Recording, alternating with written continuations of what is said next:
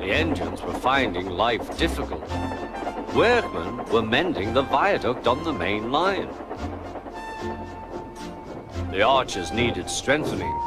Sir Topham Hatt did not want to close the railway while the work was done, and so repairs took a long time.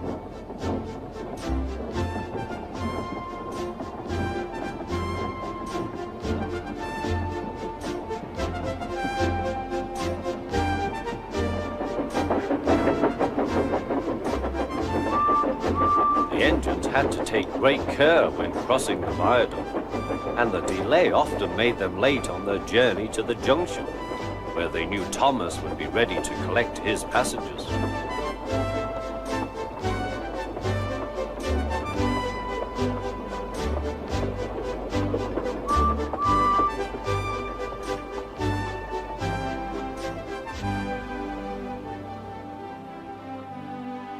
Thomas grew crosser and crosser. "Time's time," he grumbled. "Why should I keep my passengers waiting while Henry and James dawdle about all day on viaducts?" "Don't blame me," snorted Henry.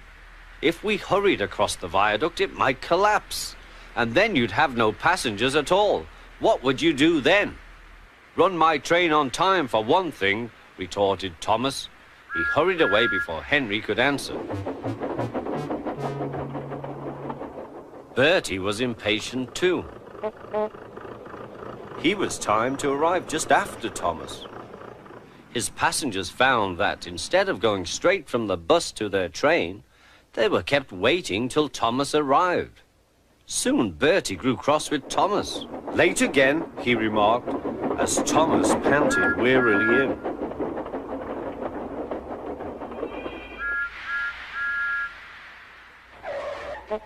"We may be friends, but I thought you could go fast, Thomas. It's time we had another race. I reckon I could beat you now." Thomas let off steam loudly. "Rubbish," he hissed fiercely. "It's those main-line engines. They dither about on the viaduct and then blame Sir Topham Hatt's workmen. It's just an excuse for laziness, if you ask me."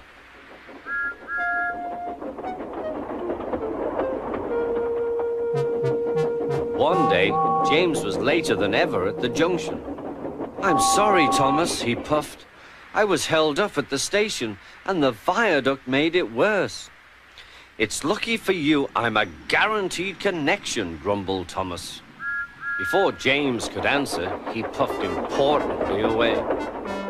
Come along," he panted to the coaches. Annie and Clarabel did their best, but Thomas soon found that he couldn't save much time. Suddenly, Thomas saw Bertie ahead. His radiator was steaming. "What's the matter?" asked Thomas. "You should be at the station by now. You're late." "I feel dreadful," moaned Bertie. "All upset inside, and driver says he can't make me better. Thank goodness you're late too. Can you take my passengers, please? They'll never get home otherwise." "Of course," agreed Thomas. He now felt sorry for Bertie and promised to get help at the next station. Thomas set off again.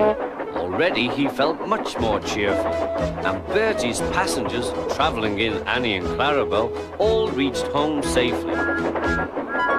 When Bertie was better, he came to thank Thomas. "I am sorry I teased you about being late," he said. "That's all right," said Thomas. "I'm glad I could help. There are times when being late isn't such a bad thing after all." With a last cheerful greeting, the two friends went back to work.